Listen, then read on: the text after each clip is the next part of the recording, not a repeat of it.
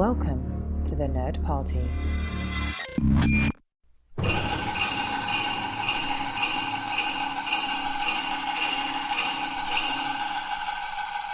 Hello and welcome to another episode of Missing Frames. This is the podcast where we watch all the movies we should have seen by this point in our lives. I'm your host, Shawn Eastridge. We are hanging out on the Nerd Party Network, a collection of podcasts dedicated to all things nerdy. Go check it out at thenerdparty.com. You can follow us on Twitter at Join Nerd Party, and make sure you're liking the Facebook page and following us on Instagram. It's just the Nerd Party. And I am delighted to welcome back to the show Carley Cooper after a long absence, though not as long as we usually do, I would say. I think we're doing better. We're improving. Yeah, I mean, it wasn't that long, really. You don't sound sure at all about this. I was hoping you were going to be like, that's right, Shawn, we're doing real good. And you're like, nah, I don't know. You're basically saying you want to be the host of Missing all the Frames. time. No, I have no sense of time anymore. So I could have just been like, yeah, it was great having you on last week. And you would have been I would have been like, it sure was. So I need to stop calling attention to this, but this is good. I think this is better. I feel like, well, I'll just take it upon myself to remind you that it hasn't been as long as I think the stretch between our previous episodes. So this is good. I would believe you are correct, sir. You would believe either way. Well, this is great. And we're going to be, I feel like I introduced you to the movie Clue, which is a wonderful episode. Everyone should go listen to that. But I feel like you've been taking charge of the introductions lately, because you introduced me to Creature from the Black Lagoon. Yes, and I did. Some Like It Hot and the 7-Year Itch. And Yep. Was there anything else? I feel like it's been a lot. You've been guiding the way. So it's my turn to kind of take the reins back. And since it's spooky season and Halloween is coming up, we were talking about horror movies, and you're a makeup person. You're into horror stuff. You do amazing work with that. And there's a very, very famous horror movie that you have not seen called... There are quite a few. There are quite a few. But this is the one you said, and it was like, oh, we're doing this. And that's The Shining. It's this movie. Stanley Kubrick's The Shining. It's a true classic from what I hear. From what I understand on the internet, they call it. The amount of memes... I have a lot of imagery that is unrelated to the context. Do you have a favorite meme? Can you think of it? I guess just what's his face? Okay, it's Jack Nicholas or Jack Nicholson. Which one's the golfer? Yes. I screw those up all the time. This is so good. This is authentic. Knows nothing about The Shining. Not even if it. We don't know if it's Jack Nichols. We don't know if it's Jack Nicholson. It's one of the guys. We don't know. The one who doesn't golf and is in all the movies, and but he's coming out through the door with his face all creeped out. And then there are the twins. I know there's a hotel. Yeah.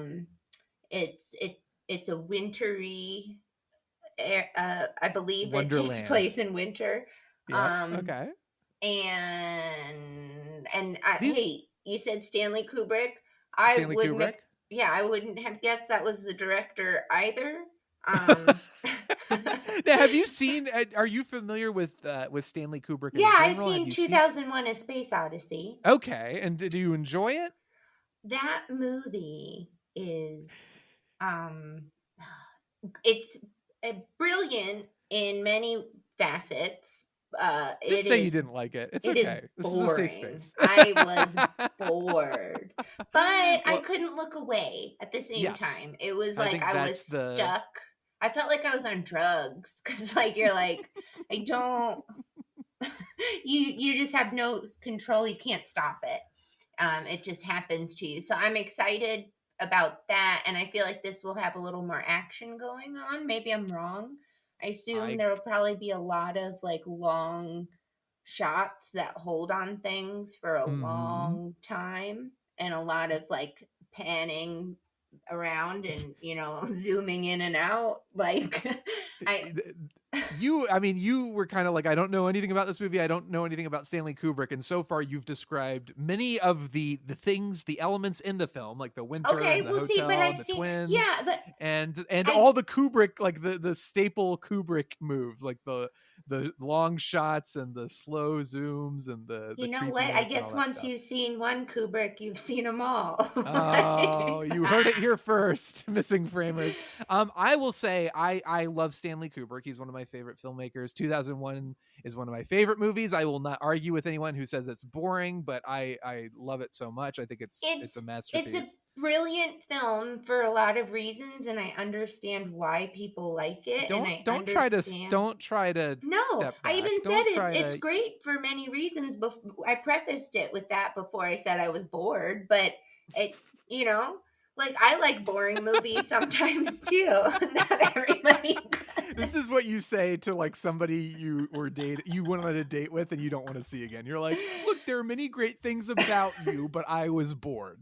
I'm never going out with you again. You know, you gotta be honest. So. You gotta be real. No, that's good. That's what we want. And I'm a big Stanley Kubrick fan. I'm also a big Stephen King fan, and you told me you did not know this was a Stephen King property. You know, and that just went right out the window again, because I was like, wait. You were hoping I wouldn't bring that up. No, not even that. It was just like, wait, Stanley Kubrick did this. So in my mind, this was like an original. I mean, to be fair, without spoiling it, and obviously you haven't read the book, you haven't seen the movie, but no. I will say this pretty much. There are obvious similarities. There are plot details that are similar, but in general, it is very much Stanley Kubrick's The Shining, to the point where Stephen King was very, very vocal about not loving the movie and doesn't the that decisions. Happen to Stephen King a little bit, that like somebody takes an idea of his and it's like, I want to make this, and then they don't do it how he wants, and then he's like, I don't want my name on that, and they put his name on it anyways. I can't think of. I'm sure you're right. Lawnmower Man. Did he write the story for Lawnmower Man? I'm probably wrong now. Don't know. We know nothing. We have zero expertise. Hold on, between the two of us. I'm gonna Google that really quick. Yeah, Google that. And in general, like there are some of the Stephen King adaptations out there. Yes, it is Stephen King's Lawnmower Man. Okay. So I wasn't wrong about that. But he wanted nothing to do with that and was like, I'm suing you guys, take my name off of it. And they did it anyways. So he didn't go that far with The Shining, maybe because The Shining was like more renowned and Kubrick is, Kubrick is a master and whatever. But like, in general, I think like there's the Shawshank Redemption, there's Stand By Me. There's some really, really great Stephen King adaptations. This is the one that I feel like is the most notorious as far as King's negative opinion of it, because of the fact that people love this movie so much. But it is we'll talk about it in the after portion once you've seen the film, but there are some very specific things that happen in the film version that are basically a big fu to the book, like that Kubrick specifically put in as kind of a like, yeah, no, we're doing it my way, not your way, sorry. Well, that seems rude, but I mean, can you get away with it when you're Stanley Kubrick though? I guess you can. I guess you can. You can probably get away with that and a lot more. So yeah, yes, exactly. So just cash your check, Stephen King, and just enjoy it. Yeah, just accept it. Be happy. Sit back and collect those residuals. Yeah, just like the rest of us. But I saw The Shining. God. I think I saw it my first or second year of film school, and it was when I was really I think you and I were very similar, where growing up we were like very afraid of horror movies. I know that's stupid to say, that's redundant. You're supposed to be afraid of horror movies, but I think in general, like, I just avoided them. I didn't want to watch them. I didn't like being scared. I didn't like thinking about that. I would have like weird dreams, and I just like when you watch, I feel like oftentimes, like when you watch a movie, it's at like night before you go to bed, or like just at night because it's darker. And for some reason, like sitting in the dark watching something that creeped me out just didn't interest me. Yeah. Well, that was the same thing with me. Is it was just a genre that didn't excite me at all. And I think when I went to film school and started watching more and exploring more genres and just different kinds of films, I think I was like getting into the works of Stanley Kubrick, and I thought, well, I might as well do this. I might as well give it a shot. And I watched it, and I thought it was amazing. It blew me away, and I loved it. And I think it kind of opened the doors to my appreciation for horror in general. But I thinking of horror as like a genre where it's like, oh, it's like slashers and people murdering, and it's all like it's gore focused, and it's just nasty. But like really starting to understand, like, oh, this is just as valuable an art form as any other genre of cinema. Like if you do it right, you do it appropriately, this can be just as powerful an experience as anything. And I think totally this was a huge part in that education for me. Yeah, I mean, I feel like I definitely appreciate horror now. I have like a much different appreciation for it now too, just because of like working on stuff. But aside from that, there are still movies that like horror stuff that I don't really like, and that kind of like horror movie I don't really like. Like I don't like Saw or like the Purge movies. Like, well, I don't anything really that's care. like anything that's torture porn or things like that, I don't really care. Like I'm kind of like, okay, I saw the first Saw and I was like, all right, whatever. Like it just is kind of, it's also not scary to me. It's just like kind of icky and like gross. And there's something more intriguing and engaging to me about films like The Shining, where it's a little more psychological, it's more visual. There's like no offense to the Saw guys if you're listening, but like there's an actual like talent behind the camera where it's engaging and you're fascinated, and it's clear there's like cinematic mastery happening that you are witnessing, and you can appreciate the craft that goes into it. And I think some of the more janky horror films, especially like the tossed off ones, like the ones you were saying, like The Purge. Again, no offense to the Purge guys if you're listening, or even fans if you're listening. I understand why people appreciate that. I really don't like watching that stuff. And I understand like the style and the art form and whatever, and like I can have an appreciation for people liking that. It's just I don't. I'm the same way with action movies. I know this is controversial, but I don't really like. I don't like them. I don't get excited about them. What's your favorite Stanley Kubrick action movie? Does he do action movies? No, he doesn't. No, well, no, that was you got it. Yeah, you figured it. See, you're smart. I guess maybe Paths of Glory. I don't know if that's an action movie. It would just be a bunch of like slow motion car crashes or like a train like slow motion running over people. Well, I will say this. Do brace your like. Shining is certainly a hypnotic film, like 2001. Okay. I don't think it's not as slow as 2001, but it's certainly slow paced. And I think if you're expecting like really crazy, insane, like, oh my God, I'm going to be terrified and things are going to be jumping out, it's not that kind of movie. I'll say that much.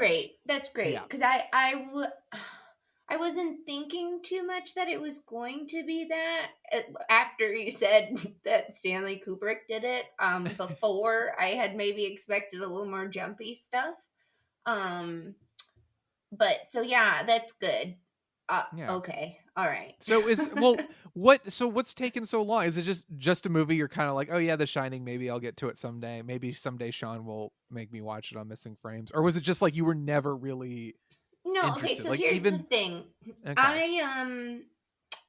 I am a weird person, and But we love you. We love you, Carly. No, that's fine. But I treat like film the same way that a lot of people maybe treat music. And I'll watch or listen to the same things like over and over and over again. Sometimes you'll watch and listen to something at the same time. Shawn, yes. Yeah, sometimes I have the luxury of doing both, but when you're ready, yeah, in the right headspace. So my algorithms on all of my streaming things are set, for my interest in the fact that I, will like repeat stuff. And I don't get a lot of suggestions for those, like the horror or whatever, so it doesn't really pop up for me. And I've never like been with any like in a group or oh, we're gonna watch a movie, hey, let's watch The Shining. Like it just hasn't it hasn't come up in my life. It's not something that you've been like, oh, I've got to go watch that. It's sort of more like, oh, well, if it happens, it'll happen. Yeah, right. That's and then once we started doing this podcast, I believe in the list of like all these movies, you're like, hey, if any of these, like these are like good ones, like let me know which ones you haven't seen. This was on that list, so I've also kind of intentionally avoided it for a little while. You did that for me? Well, subconsciously. I mean, now that I'm saying it out loud, it also didn't come up. So you're like, no. Well, is this something? But is it something you're looking forward to watching? Like, is this something you're excited to check off? I'm glad I can check this off because it is. Okay. It is a very popular film. I know that people get very excited about it. I know that the hotel that they filmed it at, or like there is a hotel that looks like the one they filmed it at. They hire a guy that looks like the not golfer man, walking around the hotel, like, and he, is like, oh look, it's Jack Nicholson.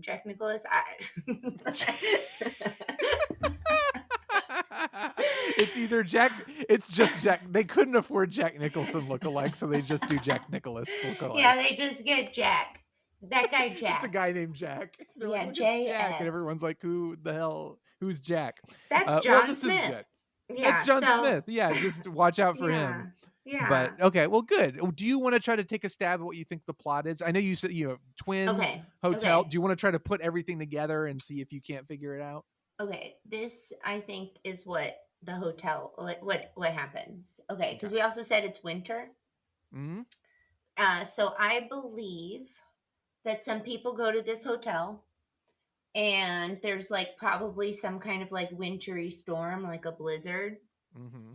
And then some like shenanigans happen with some ghost kids. Or maybe those kids are just guests of the hotel and they're extra creepy. They're just very creepy, yeah. But I think they get stuck there and it's haunted, and I think they get scared, and Jack, I'll just say that because I know that's correct. I just can't get the last name straight. Yeah, no, you're good. He goes crazy. And I only say that because of his face in that picture. Like seems crazy. Jack Nicholson has a crazy face in general, but okay, sure. Okay, yeah, he goes crazy, and maybe he like murders everybody. Okay. This is a good plot description. It's a good guess. I think he murders those two little girls, and then he's like crazy in the hotel, and they're ghosts now. Okay. Well, this could or could not be the plot of The Shining. Yeah, we will. We'll have to watch it and find out. Now, were you about to ask me if I could guess? No. I'm just thinking about the title, The Shining, and what that means. Well, you will find out. That's not like a weird term that is just sort of like, oh, it sounds strange. You will actually find out what shining is in the film. I can promise. Is it like the shining of the moon? And is he a werewolf? I wouldn't want to spoil any of the surprises for you. It's not a werewolf movie. I feel like I would know It's not a werewolf movie. I'm sorry. I will spoil that. It's not a werewolf movie. Because then I would be really Haunted excited. Hotel, yes. Werewolves, no. Yeah, okay. And I know the twins, and they're creepy. Yep. So they're creepy. Yep. Yeah. I think okay. I think I think it'll be fun. Is it a long movie, Shawn? It's long, yeah. We're talking 2.5 hours. You might, I'm gonna have to maybe break it up, do a sitting or two. We'll get it done. It's gonna happen, and it'll be amazing. Yeah, I'm very excited.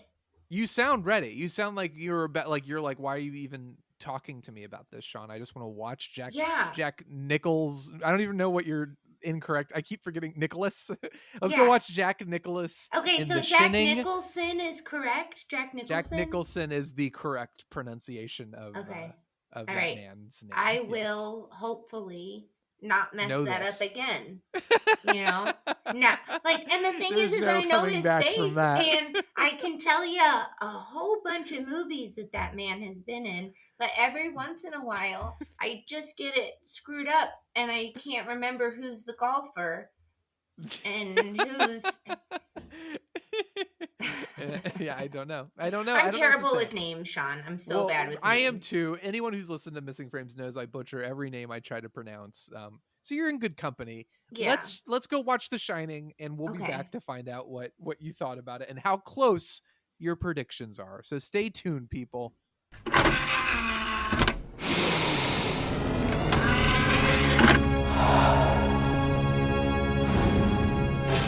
Now available to own on video cassette. And we're back. Carley Cooper has now seen Stanley Kubrick's The Shining. And how does she feel? Carley, tell the audience. I've seen it, and I loved it. I Yes! don't understand it, but I love it.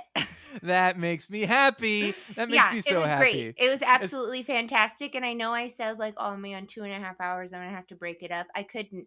I just kept watching. I was tired, but I was like, no. It's hypnotic. That's what Kubrick does. Even like his slower movies, you're just so hypnotized and you're like, I could either fall asleep or I will never blink again. Yeah, and for the duration.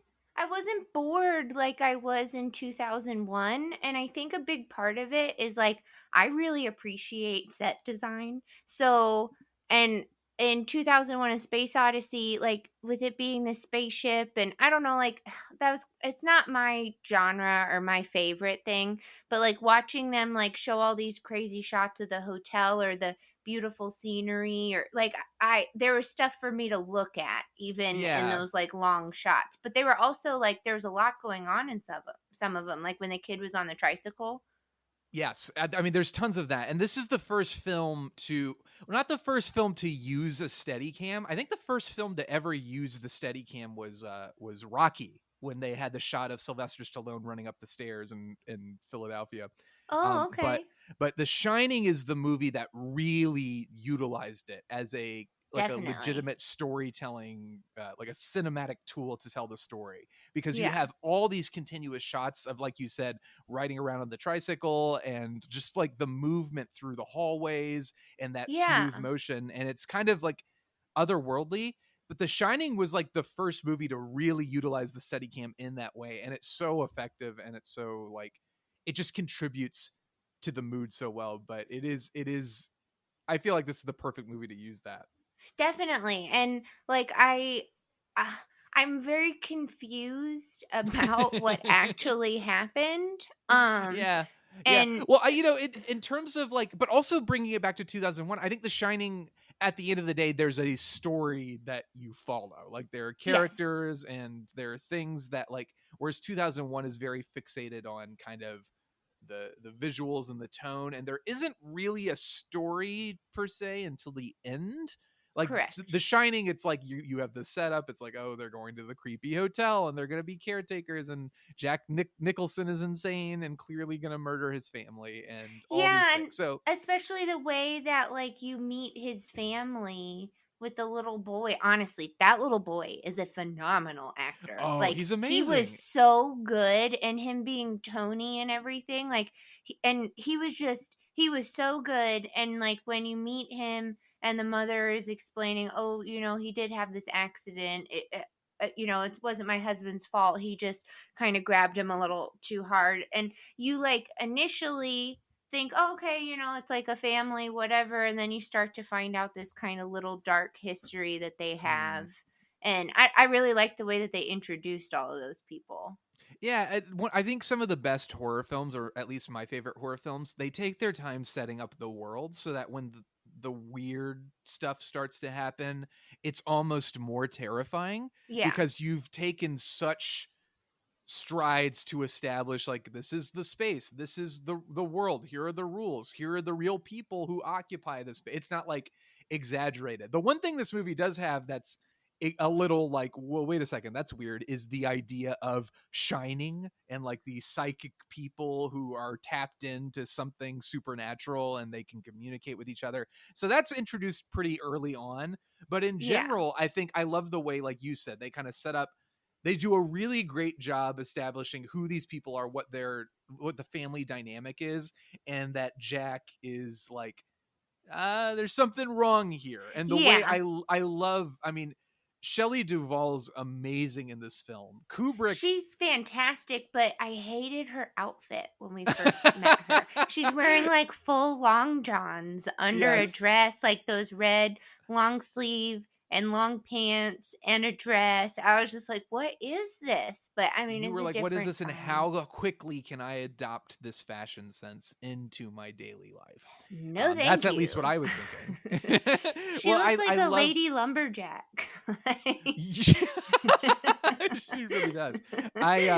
Kubrick, Kubrick is notorious for being not a, I mean, I guess you could call it demanding. I mean, he is demanding. He makes his actors do countless takes. Yeah. But in particular, he was very purposefully off-putting to Shelley Duvall during the process of making this film, because he wanted her to feel isolated and emotionally disconnected from everyone around her and uncomfortable. I hate that though. Yeah, there's a lot of conversation about like, how necessary is that? Like, did you really need to do that? And Kubrick was a firm believer in like, well, I'm doing it because it's going to help the performance. But yeah, in recent years, of course, people have been like, did you need to treat her like that at all? And I know she herself has been pretty outspoken about like, no, it was great. Like, everything was great. I loved working with them. It was exhausting and awful at times, but it was like an incredible experience. And to be fair, I know Jack Nicholson was put through the ringer as well, though. I'm I think sure the emotional toll they took on her, just trying to make her feel like very on her own, even when they weren't shooting. Yeah, it's a question of like whether or not how far do you go for the art? How far do you go to get the actor in that headspace? Is it necessary, if you've hired the right actor, to torture them when they're not filming? It's yeah, I mean, if your actor is method or is choosing to go method for that project, then sure. But I feel like that's something that if you're gonna do that, it definitely has to be consensual, or else I feel like it's just like a hostile work environment. Yeah. I think Kubrick got away with a lot because people loved his movies, and people, he was one of the greatest filmmakers ever. So I think there was a general, as far as I'm kind of like, I think when you work for Stanley Kubrick, you're going to be mentally and physically exhausted. You kind of opt for, you know what you're signing up for. I think he's pretty transparent about his demands. That said, I don't know, the emotional turmoil, it's there on the screen, but I don't know how necessary it was to continue to push it. We'll never know, really, because we don't know what the alternative is. But this is all to say, all three of them are amazing. I love, like you brought up, his name's Danny Lloyd, the boy who plays Danny Torrance. He's so good.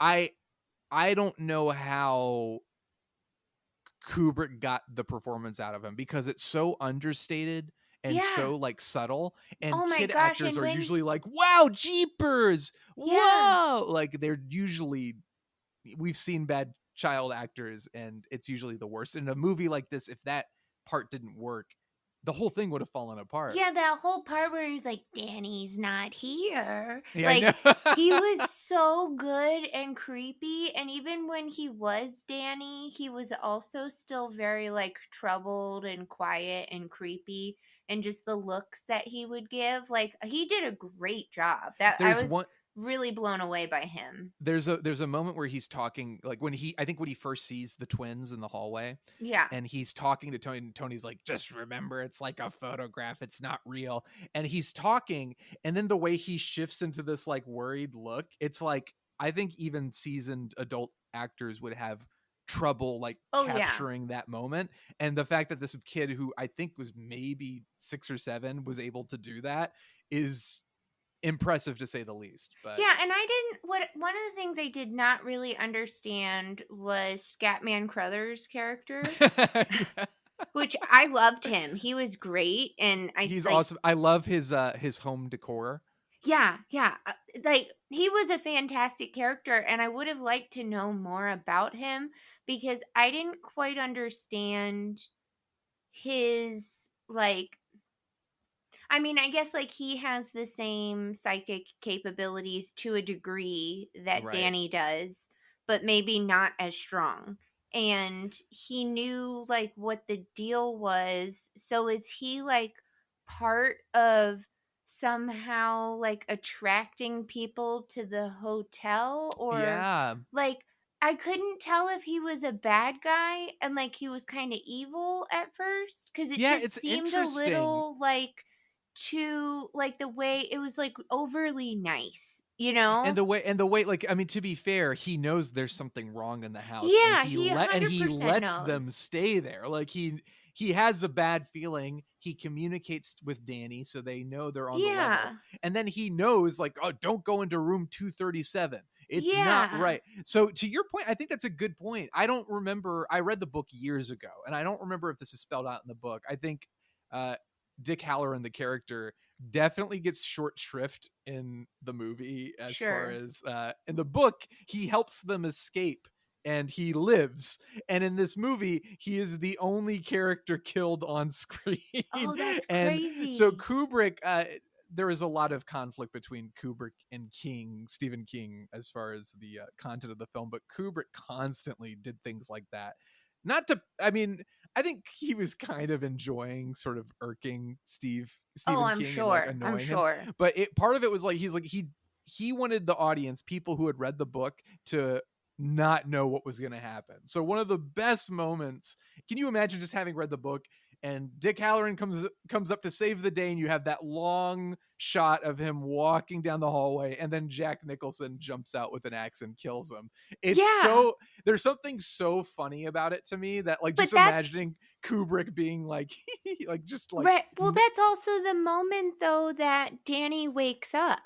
So yes, that's something else that I didn't quite understand. And, like, obviously they were connected in some way. yeah, And I get that a little bit, but then he came back and, like, he was trying to look out for them. So I couldn't figure out, like, if he was good or if he was bad, or if he was trying to, like, in a way help this kid develop his psychic abilities more. yeah, Like, yeah.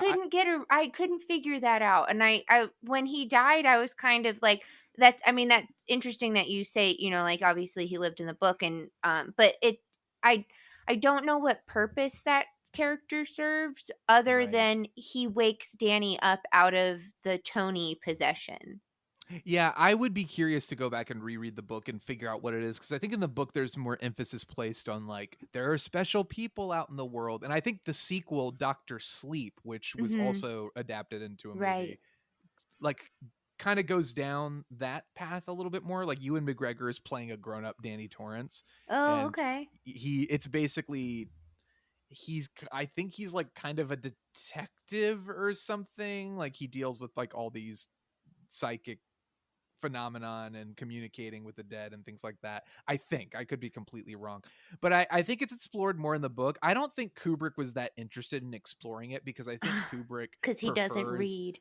Oh, he doesn't. Yeah, he just does not read. Come on, He does now. not read books, only He subtitles. doesn't read books. No, he does. That's all it is. And I think he is way more, and I am too. Like, I kind of am like, I don't really want to understand. I just want to, like, I prefer feelings over explanations, because explanations kind of, for me at least, are never as interesting as the mystery. So someone could be like, okay, here's exactly what it means, and I'd be like, oh, okay, I guess that's cool. But I almost prefer to be a little in the dark and confused. And I think Kubrick, just based on his filmography and 2001 and certain ambiguous things that happen in that, I think he is more about the visual cinematic language, telling a visual story that makes you feel certain things without necessarily offering up an explanation. Like, for him, he's like, it doesn't matter. I get that, but one of the things that was explained that I really did not understand was when Jack Nicholson was in the bathroom and he was having a conversation with the bathroom attendant. And he was telling him, like, hey, I know you killed your wife and daughter, blah, blah, blah. And he's like, haha, what are you talking about? Yeah. And then they kind of continue on that conversation. And then that bathroom attendant tells him that his son has these psychic abilities and is controlling him. So that didn't make any sense to me either. Well, I was really confused about that. I don't know if he said he was controlling them. I think he said he was trying to call outside help. Well, like, he said he was like imposing his will on him. And then Jack Nicholson went, he's a very willful boy. Right. Oh, that's true. I think there's a theory that Danny, his powers are so they're so unique and special and pronounced that he somehow, his mere presence, like the house kind of called the family there to bring Danny there, and his presence just ignites everything that happens. So there's almost like if it was if they was like say calling Danny to bring him there, what was the purpose? Because Danny left. It was to bring Jack Nicholson back because he was in that photo that was 1920. Like I just really don't understand. I don't understand it, and I'm like, it's fine. Like it was great. I enjoyed it so much, and I love it, but I still have no idea what actually happened. Well, that's not even to justify. Like, I'm not saying like, oh, it's because Stanley Kubrick's a master and you don't understand. It is like, I'm like, oh yeah, no, these are really good points. I don't know if there are actual logical explanations for it, or if it even makes sense, or if it was supposed to make sense. And I personally, due to my tastes and my like leaning into like, yeah, the less I know, the more fascinating it is to me. I kind of look at it and say like, yeah, I don't, what is the ending? What does the last shot mean? Like, and what does it mean? Like, you're the character. You've always been the caretaker. Thought like, it's like, what does that mean? I don't know. Okay. Yeah. And I thought a couple choices that they made with the whole, idea of everyone was gone for the winter and it was just, they were there for, what was it, like 2 months before they ever got any snowfall. So I thought that was a little weird that the resort was closed down for that much of it. And it's like, okay. And then anytime at night in the maze, it was fully lit. And that also doesn't make any sense to me. Like, why would they be powering that like year round? Like, maybe they just turned on the lights. The ghosts turned on the lights. Maybe it's the Shining, Carly. The Shining. Yeah, but you would think little Danny wouldn't want him to be able to see him. So if the lights were off, he'd have a better chance of running away. You are breaking this movie. I know. Kubrick that's like a minor detail, but I think about around in his grave, and he's like the electrical bill on that maze alone when they're not making any money. And it's what's also crazy. It's a mountain resort that's off season is the winter. Like, yes. And they explain that as, it's so remote. Okay. Or so remote that like the people can't get out here once the storms, there's no plows, blah, blah, blah. Why don't you sell packages to people who aren't trying to go anywhere? Maybe there's a lot of stuff here with this hotel that just like, it makes no sense. What is the fine print? Like, nobody thought this through. Horrible business You should model. really be. I think you should be running the hotel because they would be making more money year round. I have no interest in running a hotel like that. I don't want to. I definitely don't want to run this hotel. No. But let's talk a little bit about.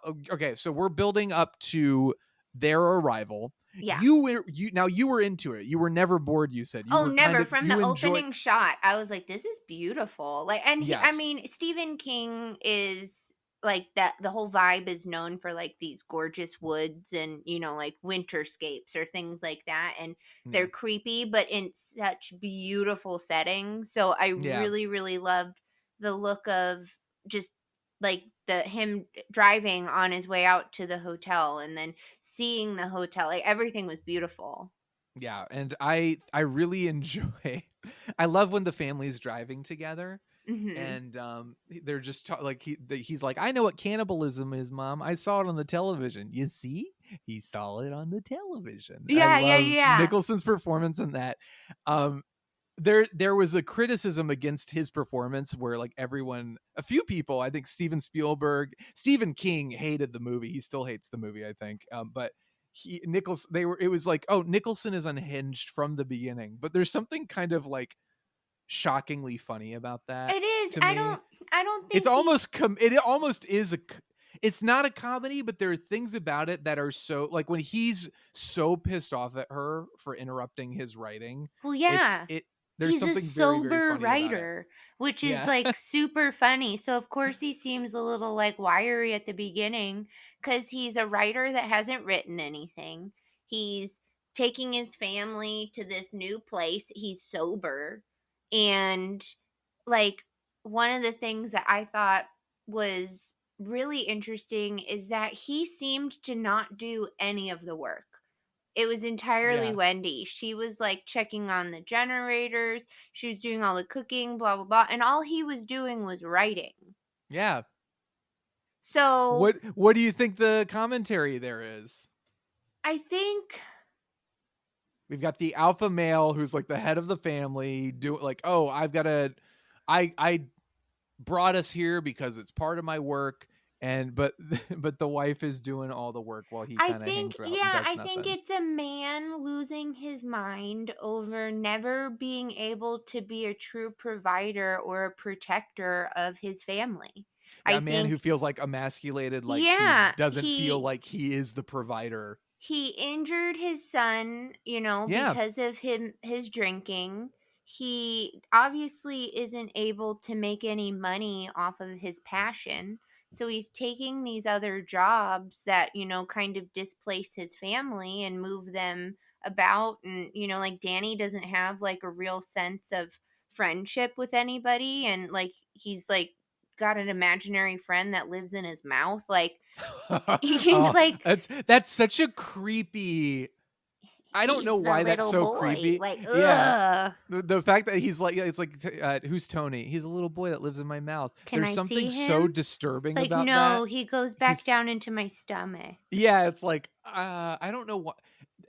It's just a conversation. It's just words, but something about the way it's said. So like, he's a little boy who lives in my mouth. You know what it makes me think of? Because I just saw this movie too, Venom. No, I think Venom for sure is very, very Kubrick inspired. Yeah, like that's a little, now that we're just talking about it, I'm like, oh man, like how Venom just pops out sometimes. We should just talk about Venom, Let There Be Carnage. Oh my God, that movie was awful, but I loved it. But no, I love, there's so much like, okay, so many people say this is one of the scariest, if not the scariest. Oh no, that's garbage. Garbage. You don't think think it's scary? I think it's it is scary, but I don't think it's the scariest movie of all time. I was never watching it and like how I feel watching other horror movies. Like, what's a horror movie that really scared you? Oh gosh, it was this Spanish film, and it was based off of a true story. I thought you were going to say it was this film called Venom. No. I'll have to figure out what the name of it was. I can't remember. Send it to me because I'd love to see it. But it was based off of a true story, and at the end they show these police photos, and it is some of like the scariest, like weird kind of poltergeisty, like possession stuff that happens within this family and this girl at the time of her menstruation and like, like her puberty and like, and they're legitimate police photos of, and many of the police officers that came to the scene had to be treated for like shock therapy, like they had PTSD. Yeah, and the film itself at the beginning, it was a little corny because it starts out with like these three girls doing a Ouija board thing, but after that movie scared the crap out of me. Okay, so that's kind of what you're based. I mean, so here's what I'll say. I think in some weird way, I think there is a difference between a great horror film and saying the greatest horror film and the scariest horror film. So I'm kind of with you. The Shining is a film that I think is pretty horrifying at points. Yes. And is pretty creepy for sure. Yeah. But as far as outright scares go, it's pretty muted. Like there aren't many like big scares. There's a lot of moments that are like that will catch you off guard, like the girls in the hallway. It's like, oh, this is weird. Yeah. And then being like, come play with us. And then Danny. the dead lady in the tub. Dead lady in the tub, I think, is the most horrifying. But part of what made it not scary for me is just the ridiculousness of Jack Nicholson making out with that like gorgeous woman, and then all of a sudden it turns into that. So like. That for me wasn't as scary as. I think for me that scene, the whole thing is so unsettling because it's like, okay, now there's a naked woman and now he's making out with her, which to your point is a little ridiculous. But I think because the music is so off-putting, and then what it shifts into is so like, just so gross. Like it just is so like, it throws me off. But the naked woman, I think to be fair, his expression when he sees her is like very like because he's like, what's going on? And then he sees her and it's this beautiful woman and he just shifts into this like, oh yeah, like it's ridiculous at points where there were moments where I like kind of giggled a little bit or I wasn't like scared by, and it was interesting to look at. Like, and again, I loved this movie, but I still don't really have an idea of what happened fully or what the full story is, especially the way it ended with that picture. Like that really confused me. So, well, there's a very clear, like, I think there are people who would say, oh, it's all in his head, but there are very clear indications that that's not the case, because there are conversations that happen away from Jack, like between Danny and what's his name, Dick Halloran. Yeah, where they are talking about stuff. There's stuff where, like, for instance, when he's locked in the pantry and something lets him out.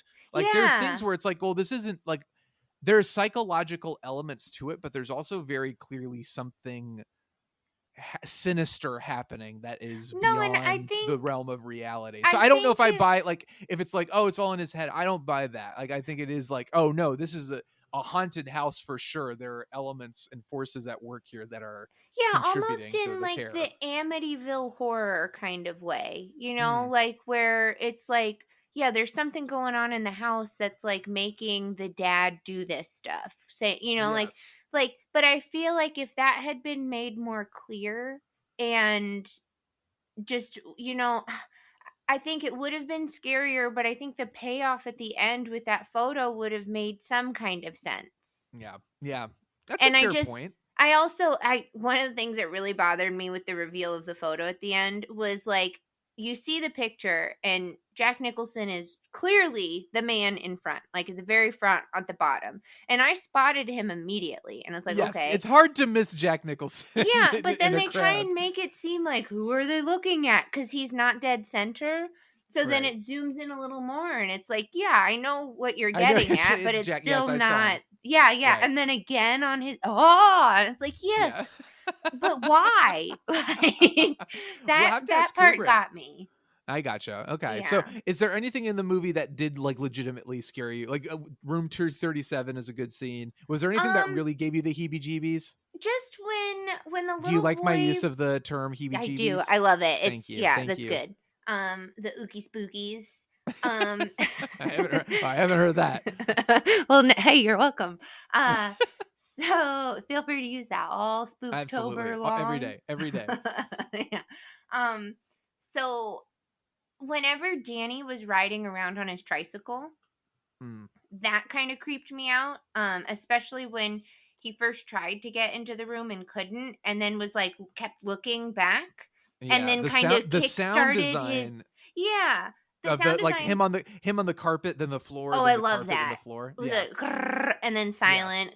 Yeah, grrr, that was really cool. And that creeped me out when Jack Nicholson hugged Danny. that creeped me out. I was so disturbed by the look on his face and the way that he was petting him and holding him. And like Danny the whole time was just kind of like not expressing anything and is very deadpan, and then asks, are you going to hurt us? And like just that whole interaction, while it didn't scare me, it just gave me such a like bad feeling while I was watching it, and I got so uncomfortable, which is the point, obviously. And then just when I guess Wendy's trying to get out of the bathroom and Jack Nicholson is like breaking in and she's screaming and stuff like that, I was scared for her about what was going to happen. But the movie overall, there wasn't any moment where like I was like so freaked out by where I was like, oh gosh, I'm gonna have bad dreams, or like it's gonna be all weird, or I'm gonna have to palate cleanse this with like an episode of something silly. You know? It's almost too beautiful. Like I not like that's not a that is not. That sounds like a backhanded compliment, and it's not. I mean, it's a film that is so stunning and so well made that even the creepiness, it's like you can't look away. You're just admiring it, and I love the finale when it just everything goes insane. Oh yeah. I love the score. I don't know who did the chanting of like the weird creepy chanting. Oh, that was great. Wendy is just running around holding a knife, by the way, not running with a knife, just flailing it around. She is not practicing good safety. No, but you could tell that was a safety blade. Like the way that all of those prop knives look, it's like they just wrapped them in duct tape. So you think at that point, the film and the reality within the film were starting to cross over, and she knew it was a safety knife, so she's like, it's okay. It's fine. It's fine. I can just run around. But I love just like the people wearing masks and doing sexual things to each other in hotel rooms. Too. It's like, what is going on? Yeah, that part made me laugh. And like she goes up the stairs and looks down the hallway, and there's that guy in the pig mask getting like a blowjob. I was like, what? Yeah, like it's so. There's something so unsettling about it, but also it's like, what is happening now? That was, and I guess 1921 was that during Prohibition? Maybe. Yeah, so there's some weird stuff happening there. Yeah, weird stuff. Yeah, so weird ghosts. There's another thing that I think is interesting where Stanley Kubrick, the film was released in 1980. David Lynch's Eraserhead was released in 1977, and Kubrick loved Eraserhead. Before they made this movie, he basically sat everyone down in the cast and crew and was like, watch this movie. This is what I want The Shining to feel like. So Eraserhead has I don't know if you've seen it, but there's a lot of like stuff that doesn't make sense. It's very dreamlike, very like a very intense sound design that's designed to unsettle you. And well, then that makes much more sense. So I think maybe some of the willfully confusing stuff that is not like, there's no explanation, there's no reason why things happen, there's no reason why this or that happened. I think Kubrick was trying to do something that Lynch had done so well with Eraserhead, which is create this nightmarish landscape where it's almost dream logic, where you just don't really understand it, but it's kind of just like you just see it and you feel it, and it makes you feel weird and uncomfortable, even if you don't know why and you can't explain it. Again, I think there is the points that you're making about like it doesn't make sense. I think the source material and the movie that Kubrick made are in some ways kind of fighting against each other. I mean, for sure, Kubrick was like, forget the book, I'll just do my own thing. Sure. But I think there's a lot of stuff as far as like the basic elements of the story that were laid out in Stephen King's novel that are here, and ideas that are presented in that novel that are here that are never fully explored to completion. And they are explored to completion in the book. And this is something else I wanted to talk about, which is that Stephen King notoriously does not like this movie. And a lot of what bothered him about it was that in the book, Jack is a very sympathetic character who struggles with alcoholism and is fighting to be a better man. Yeah. And the book kind of, I don't know if you care if I spoil it, but the No, book that's is kind fine. of almost, it's more of like a tragic tale of this man who can't quite, like, he tries so hard to recover his soul and doesn't quite do it, but he manages to save his family. So there's a redemptive narrative arc for the character that Kubrick was just like, nope, don't care. This guy is just nuts. And I think I can understand how King, a man who struggled with alcoholism and drug addiction and things like that, who made The Shining is a very personal book for him.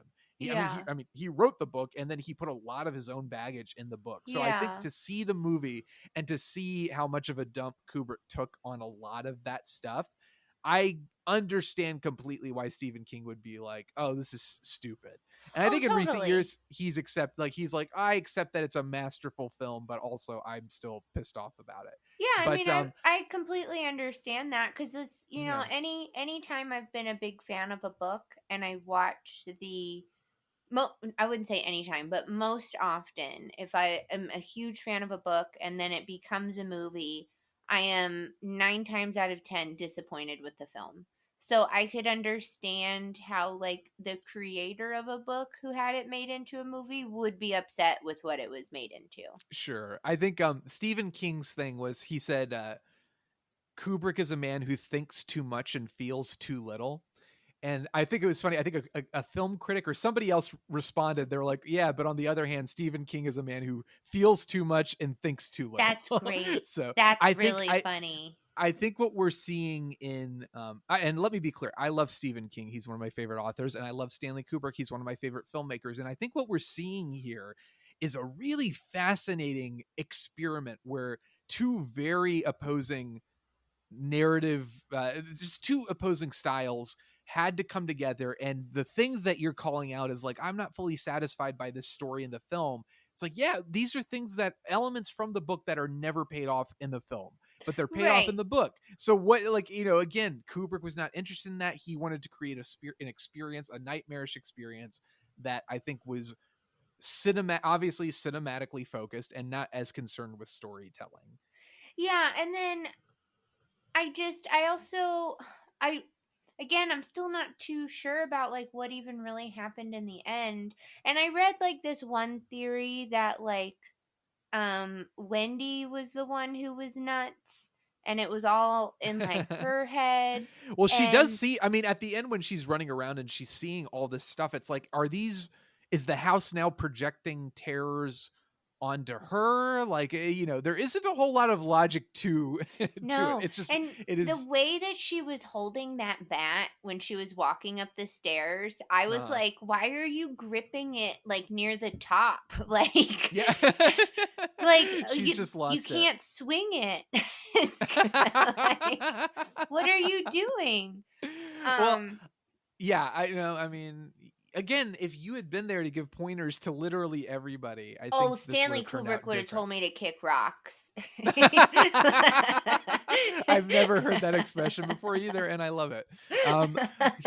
Here's something else interesting that you're kind of touching on, I think, with your reaction, but the film was not well received when it was released. I can understand that, and I do have this, like, this love of older films. Like, I mean, we did Clue, and that was not very well received, and now it's kind of a cult classic. I think sometimes, like, especially Kubrick, who is, like, a little different and out there and doesn't really care to make things for the masses.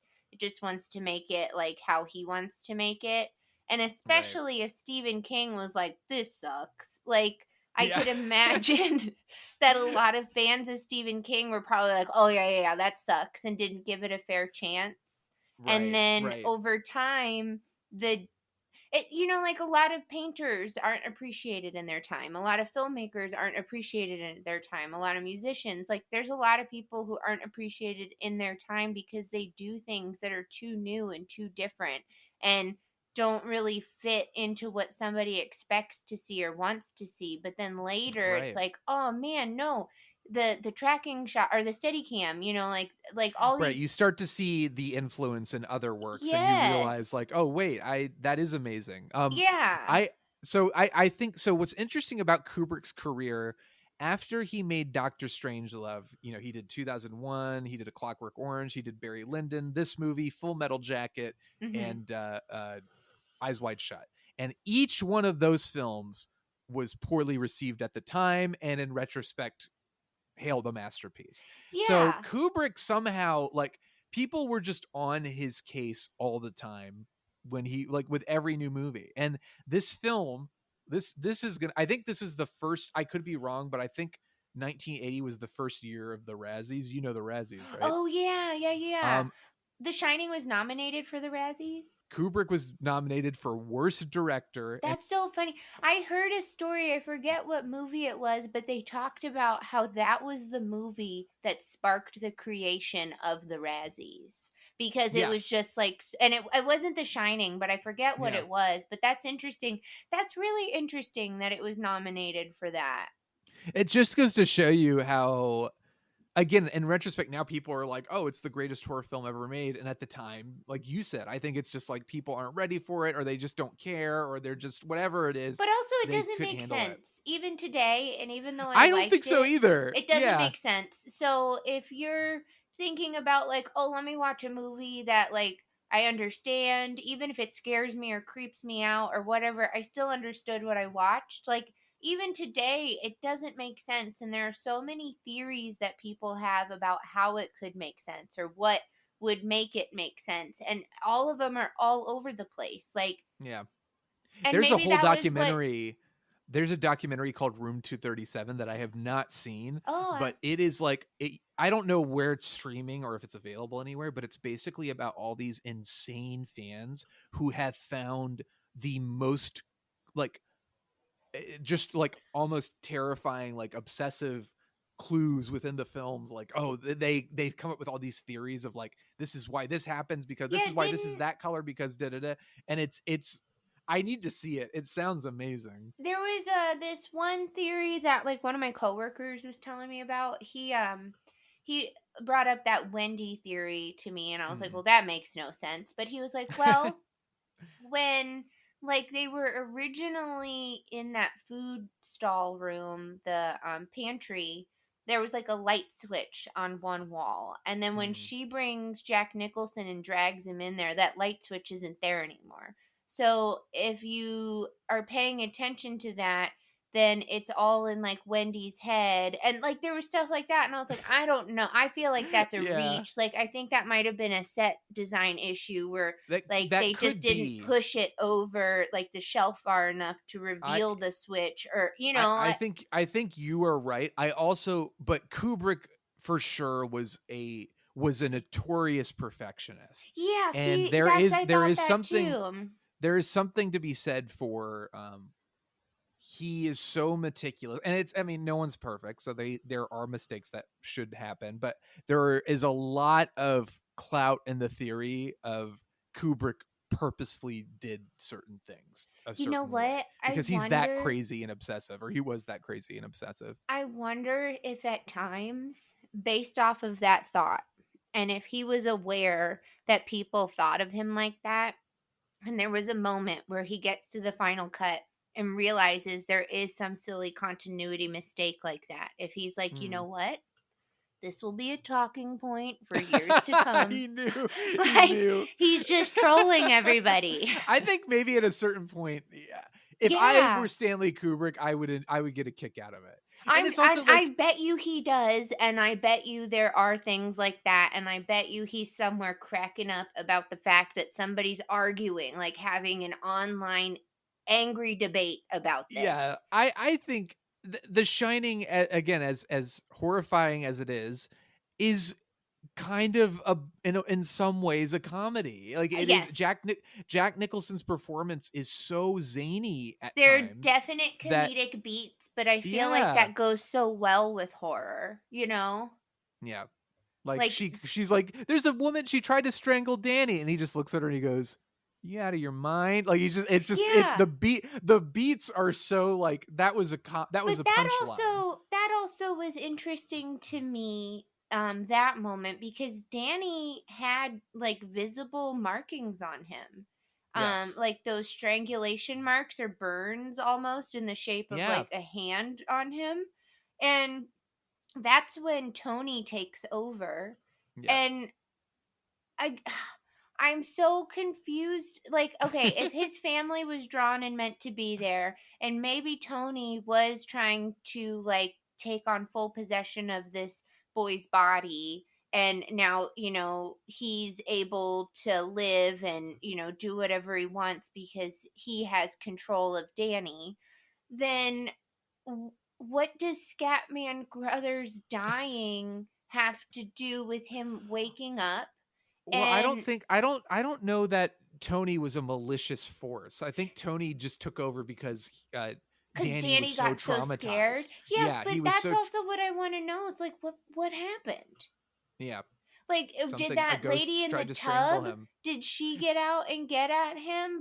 Yeah, But maybe he was she's just like, that's gross. I never want to see that or again, and those that's little what traumatized him. girls, like, Yeah. because they were like, come and play with us. Well, I again, do like. this is a really good point to speak to, because I think it's more like, okay, it's like, okay, probably the old woman strangled him, and we don't see that happen, and it's more terrifying to me that we don't know and we don't see it than if we had seen explicitly, like, oh, this woman's trying to hurt him. I think there's something more disturbing about, like, there are marks on his neck, he went into that room, what is in there, there's something in Yeah, there, but then than that if never we knew really. explicitly.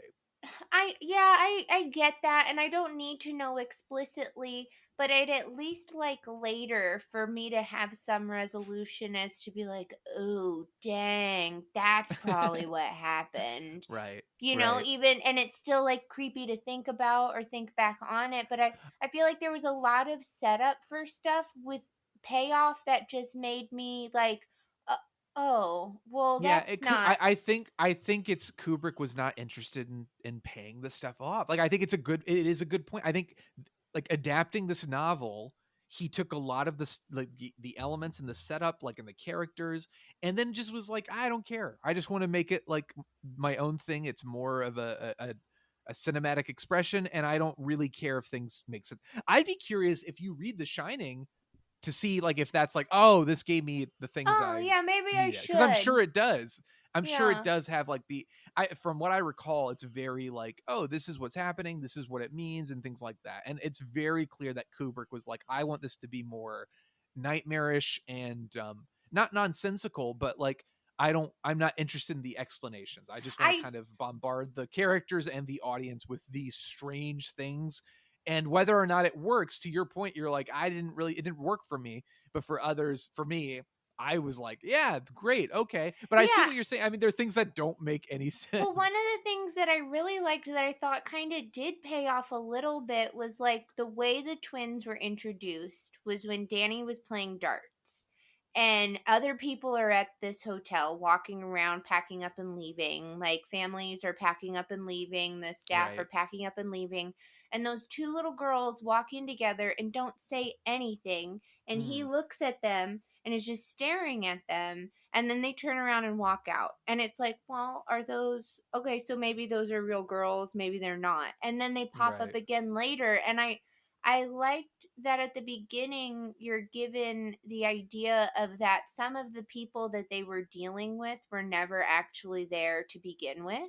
Right. And I was thinking maybe that was the deal with Scatman Crothers for a little bit.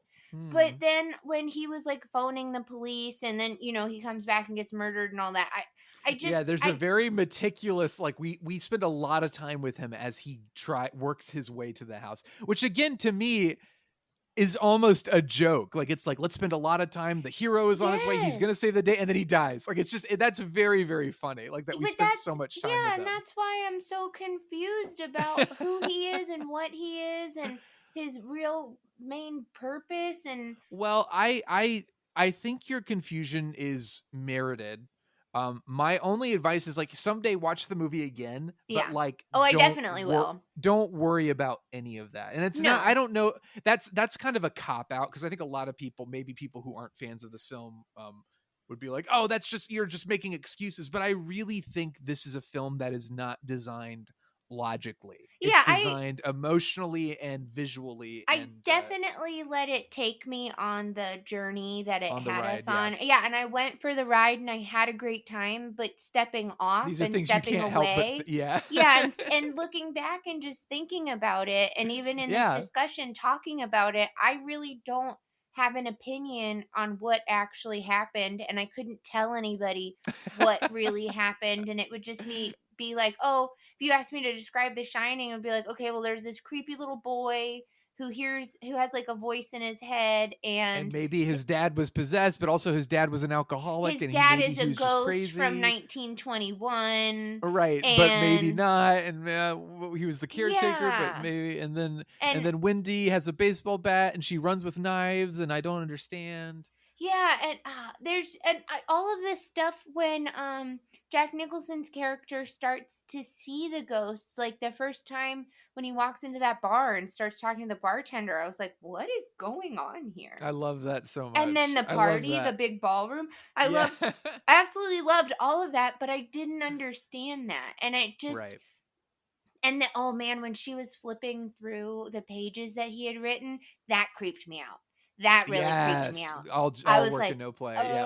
Because One he's just best. in there, type, and he thinks, he's like, you've interrupted me, and then he's typing, and then you finally see what it is he's typing, and it's just like, also, what is wrong with Kubrick's this guy? his slow zoom in on close-ups of creepy faces, like Jack Nicholson just staring out the window as the camera zooms in on him. Watching Danny and Wendy. I love that stuff is what sticks with me, like those just creepy moments where the film is not overtly like in your face scary. It's weird sometimes, like, but it's just unsettling. Even when she's rolling the breakfast cart through the empty hotel across that big empty lobby, like that was creepy. Yeah. It was definitely creepy. It was beautiful. I would not say at any point like I was terrified or so scared. It is, I guess, a scary movie, but like in my mind of the type of horror that scares me, this wasn't it. This wasn't that. Yeah. But do you think The Shining is worthy of its current day reputation? Do you think it's a classic? Oh, yeah, absolutely. Okay. I think it is a classic. I think it's a great movie to watch. I understand why it's like people study it or have influence from it, or I understand the debate in what really happened, and I truly think that any film that like will hold up ever has to be able to spark a lot of debate and conversation. And I think this film does a great job in that, because it is confusing, but it's not confusingly bad. It's confusing because you are so invested and you are watching it and you are paying attention. And it's like, why can't I figure this out? But I think that might be part of it too. Like, Jack Nicholson couldn't figure it out. Danny couldn't figure it out. Wendy couldn't figure it out. Nobody knew what was going on. Everyone leaves like they were traumatized, terrified, and they escaped. Like, from the beginning, nobody really knows what's going on with Danny. So it starts off with this kind of cloud of confusion and like this immediate, like when we're introduced to that character, okay, something's off with him. And then you're like, oh, wait, no, the dad is like maybe abusive and an alcoholic. And then Jack Nicholson, you're like, okay, something is off with him. And like, there's just all of it. It's so hard to figure out. It sounds like you loved it, but like these things are certainly like maddening. Like, but that's the point, probably. Yeah, I'm sure maybe that's the movie part of is it. designed to make us go crazy. Which I wouldn't say I've gone crazy. I'm confused. I can let it go and I can continue to live my life, and I don't need to like argue with somebody about like what the real meaning or what the real message or story is in this. I loved it. I had a great time watching it. I'm so glad I finally did. And I'm so glad I got the chance to chat with you about all of this, because you're my favorite person to talk movies with. You are the best, Carly. I love talking about movies with you. I'm so glad you enjoyed this. Oh, so much. I think I would encourage you there's so much great behind the scenes stuff there's a documentary that Stanley Kubrick's daughter made of just behind the scenes B-roll of just them filming the movie. Oh, cool. There's so much good stuff. I mean, on IMDb, Wikipedia, about the production history and just the thought processes behind it, and like the release and how people hated it and then came to love it. Like, the movie has so much great information. Room 237, I still haven't seen it, but I hear it's amazing, and I would encourage you to check that out. But there's just so much, like, it's a gift that keeps on giving. I love it so much. It's one of my favorite movies. It's fantastic, and I'm so glad. Yeah, I'm so glad I got to watch it, and I'm glad I got to do it around this, spooky time of Halloween. This is the time. This is the time to make it happen. Time to do it. And what's even funnier is this past weekend, out in Hollywood right now, they have this thing called like the Icons of Darkness, and it's just like a silly little walkthrough museum, but they have a fantastic Jack Nicholson display. Like a full silicone, like life-size display, and I guess the jacket that he's wearing was his costume that he used, and I think the axe that he's holding was the on-set axe. But it's him, like, when he's like all messed up and like walking through the maze, so there's like, little snow. Like, they did a really great job on that display, but I saw that there and I was like, amazing. Oh, perfect timing. Now you get it, you understand. Yeah, I understand. Well, so let's do our final ratings. Okay. So on a scale from 1 to 5 red rums, with 1 being the lowest and 5 being the highest. Oh, because then in the mirror backwards, it was murder. It's murder, yep. But still, some of the letters were also backwards. They were, yes. So yeah, you can't. So Danny can't. He's a little kid. He can't be expected to perfect those backward R's. So yeah. What do you say? How many would you give it? I would give it 4. Okay, great. I give it 5. So that's that. We did it. You watched The Shining. You were officially a person who has seen The Shining. And I loved it. Welcome. And I will tell people, it's great. It doesn't make sense, but it's not like bad. But it's great. Well, Carley, as always, it's a pleasure to have you on. Can you tell the good people at home what you do and where they can find you on social media? Yeah, you can find me on Instagram. That's the only social media I have, and it's at Carley Does Makeup, Carley Does Makeup. And we just had a bunch of really great shows come out. If you haven't seen Midnight Mass on Netflix, check that out. It's fantastic. We did some really cool stuff for that. And Impeachment is currently out, or is currently airing on the FX network. And we did the Linda Tripp and the Paula Jones and the Bill Clinton makeups. Yes. And all of this, you have lots of amazing stuff on your Instagram. That go check that out for some cool behind the scenes-y stuff. And also the newest season of CSI Las Vegas is now currently airing, and I did a few episodes for that show as well. Oh my God, you're doing too much. You're the best. It's been such a crazy year, and like I'm so privileged to still be working through all of COVID and to still be able to do all of this. So. And I appreciate you wanting me to always come on and chit chat with you about movies, because it's like my favorite thing to do. Well, I mean, but it's great. And you're doing such great work. So everybody go follow her. And if you want to follow me, you can find me on Twitter at YayShawnDoorman. You can find me on Letterboxd at ShawnDoorman05. And I'm on Instagram. I don't post cool makeup stuff, but if you want to follow me, I'm at ShawnDoorman on there. And thank you, everyone, for listening. Happy almost Halloween, and we will.